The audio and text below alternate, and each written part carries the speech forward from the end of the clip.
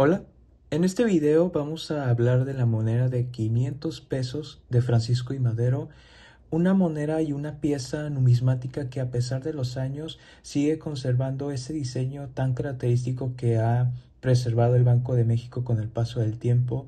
Y es muy interesante hablar de ella, ya que vamos a hablar en este video sobre sus características, un poco de la historia sobre este personaje que se encuentra en esta moneda y la forma en la que nosotros podemos vender o comprar este tipo de monedas para nuestra colección. Les invito a que se queden hasta el final porque les aseguro que vamos a hablar muchas características sobre esta moneda como lo hemos venido haciendo en anteriores videos, pero esta moneda guarda algunos datos que la verdad muchos de ustedes a lo mejor desconocían, así que vamos a hablar de ella y del personaje que se encuentra dentro de esta moneda, Francisco I. Madero. Así que una vez dicho esto, que disfruten del video.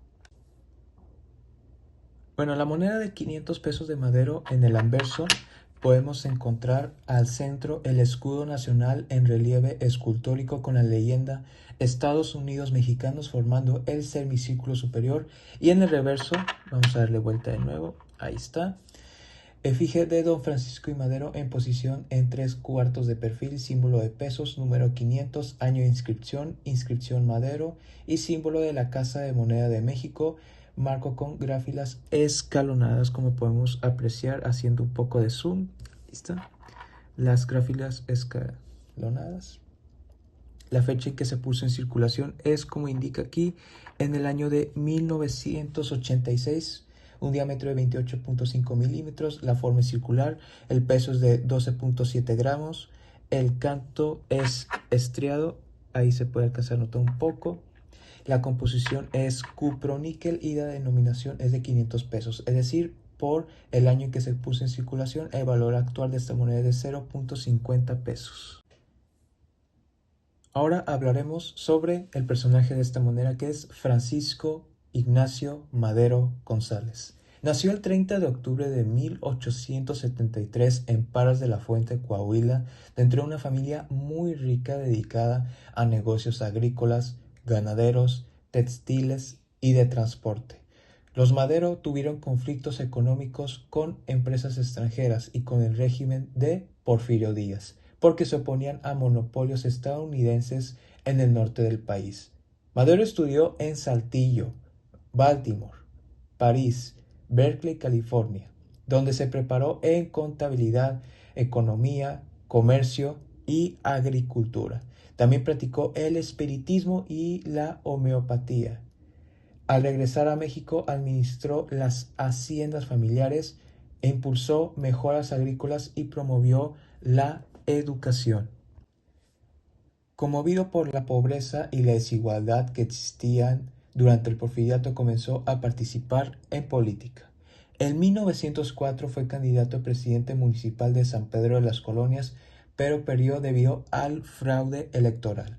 Después fundó el Club Democrático Benito Juárez y defendió el voto libre y la democracia. También apoyó económicamente a opositores como los hermanos Flores Magón.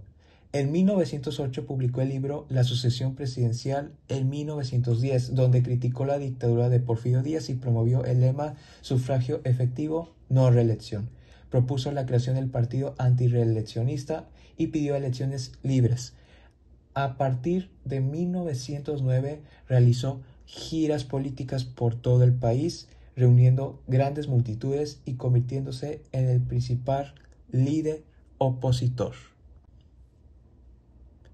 En 1910 fue candidato presidencial contra Díaz, pero durante la campaña fue encarcelado en San Luis Potosí. Después escapó a Estados Unidos y redactó el Plan de San Luis, en el que desconocía la reelección de Díaz y convocaba al levantamiento armado el 20 de noviembre de 1910. Así comenzó la Revolución Mexicana con la participación de líderes como Pancho Villa, Emiliano Zapata y Pascual Orozco. Tras varias derrotas militares, Porfirio Díaz renunció en mayo de 1911. Madero llegó triunfante a la Ciudad de México y fue elegido presidente en octubre de 1911. Durante su gobierno, impulsó reformas importantes como la prohibición de la reelección presidencial, el establecimiento del voto directo, la eliminación de la leva militar, la libertad sindical y programas educativos para campesinos e indígenas. También permitió mayor libertad de prensa y buscó gobernar democráticamente. Sin embargo, enfrentó numerosos problemas porque los revolucionarios consideraban insuficientes sus reformas, mientras que los conservadores y antiguos porfiristas lo consideraban una amenaza para sus intereses. Además, tuvo conflictos con empresarios extranjeros y con el embajador estadounidense Henry Lane Wilson. En febrero de 1913 ocurrió la decena trágica, un golpe militar encabezado por Félix Díaz, Bernardo Reyes y Victoriano Huerta. Madero confió en Huerta para defender el gobierno, pero este lo traicionó. Después de varios días de combate, Madero y el vicepresidente José María Pino Suárez fueron arrestados y obligados a renunciar. Finalmente, ambos fueron asesinados la noche del 22 al 23 de febrero de 1913, cerca de la penitenciaría de Lecumberri. Francisco I. Madero es considerado el iniciador de la Revolución Mexicana y uno de los principales defensores de la democracia en México, ya que luchó por terminar con la dictadura porfirista y establecer elecciones libres y derechos políticos para los ciudadanos. Bueno, una vez concluida esta parte del video, vamos a hablar un poco sobre cómo vender y cómo comprar ese tipo de monedas. Cómo comprarlas a través de cualquier tienda numismática o en grupos de Facebook. Ahí la verdad hay grandes grupos de ventas de compra y venta de monedas de este tipo. Y no solamente de esta moneda, sino también de billetes y más monedas y algunas más piezas numismáticas que la verdad vale la pena coleccionar por el valor histórico y más que nada por el tiempo en el que nosotros pensamos que ya no existían, pero siguen existiendo y siguen circulando, no por el Banco de México, sino a través de aquellas personas que las guardan, las cuidan y posteriormente las ponen la venta al público para que alguien más pueda tener este tipo de piezas. Sinceramente vale la pena coleccionar este tipo de monedas porque con el paso del tiempo la verdad es que no mucha gente las recuerda, pero actualmente siguen siendo muy recordadas y apreciadas por aquellos numismáticos que la llegan a utilizar cuando estas monedas estaban en circulación. ¿Cómo venderlas? Ok, la venta de este tipo de monedas se tiene que considerar algunos factores muy importantes. El primero de ellos es el estado de la moneda, el año que se puso en circulación y también la denominación y por sobre todo el valor que nosotros como numismáticos le damos a este tipo de piezas. Así que recuerden esos datos.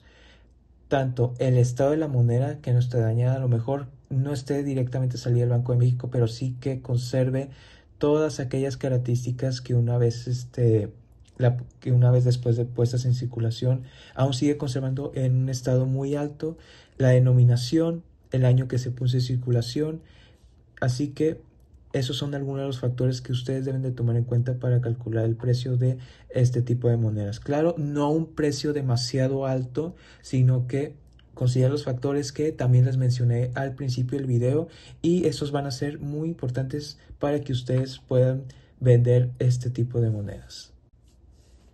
Ya que sí, se han visto muchos casos donde he visto estas monedas en un precio demasiado alto, que la verdad no vale la pena comprarse en ese precio porque la realidad es que este tipo de monedas, a pesar de los años que han pasado desde que se puso en circulación, pues sí, llegan a tener a lo mejor un valor muy alto, pero un valor muy alto para aquellos coleccionistas que las utilizaron, pero la realidad es que, por ejemplo, el Banco de México, el valor de esta moneda ya no es de 500 pesos, ya que después de el año de 1994, pues el valor de esta moneda se redujo a 0.50 pesos, ya ni siquiera el peso mexicano, así que por lo tanto esta moneda no vale por supuesto más de 500 pesos como indica su denominación, pero sí es importante tomar en cuenta el estado de la moneda, la denominación, el año que se puso en circulación, pero también el valor que nosotros le damos como numismáticos.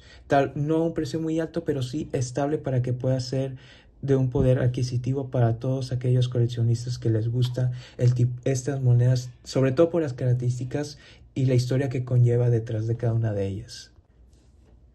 Y bueno, una vez dicho eso, espero que les haya gustado este video, que la verdad les haya llamado la atención todo este tipo, no solamente por las características de esta moneda, el personaje que lleva por detrás, o incluso cómo comprar y vender este tipo de piezas numismáticas, porque la verdad sí vale la pena coleccionarlas, tenerlas y con el paso del tiempo, aunque muchas personas vayan olvidando de que alguna vez existieron, la verdad es que nosotros las seguimos conservando como si aún estuvieran en circulación cuando ya no lo están. Así que recuerden, el valor para el Banco de México no es de 500 pesos, 0.50 pesos mexicanos, pero en venta puede llegar a precios muy altos. No vale la pena comprar un precio demasiado alto, pero sí un precio estable para que ustedes puedan tenerla en su colección. Así que una vez dicho esto, espero que les haya gustado este video.